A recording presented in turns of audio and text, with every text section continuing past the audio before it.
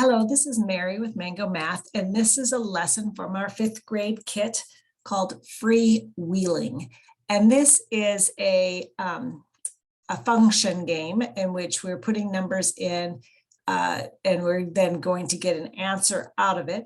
The students are then to determine what is the formula or what is the pattern and rules that we're applying to each number. So this game comes with 2 of these boards, one for the students to work on and talk through, and then another one for the person who is doing the rolling. So this can be played with up to 4 students. So to start this game, one student will be the person who rolls the dice, and they'll roll the dice without anybody seeing what the answers to that roll is. So in this case, we're going to say they rolled an 8, a 6, and a positive dice. So they're going to have a 12-sided dice, a 6-sided number dice, and then a positive and negative dice. So I'm going to write those numbers down over here. So we rolled an 8.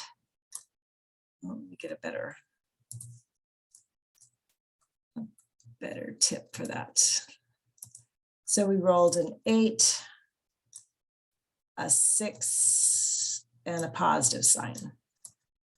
So what the students are going to do is that 12-sided dice is going to be the first number they apply, and then they're going to apply that number to one of the green numbers on the wheel, and then they're going to add that 6. So I'm actually going to erase this positive sign here, and I'm going to put it in front of the 6.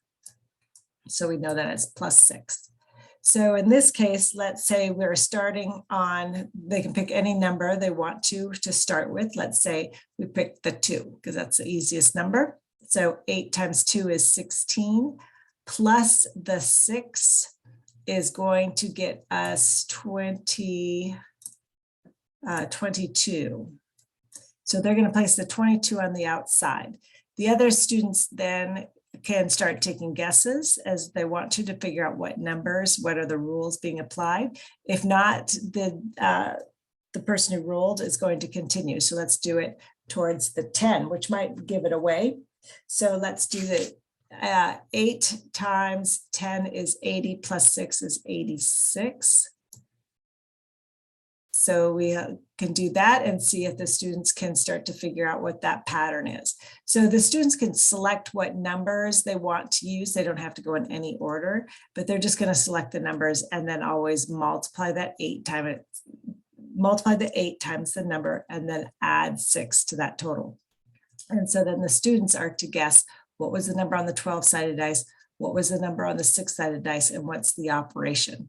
And so they can write it as a math expression, which would be 8x plus 6. So ultimately, we're trying to get the kids to guess this.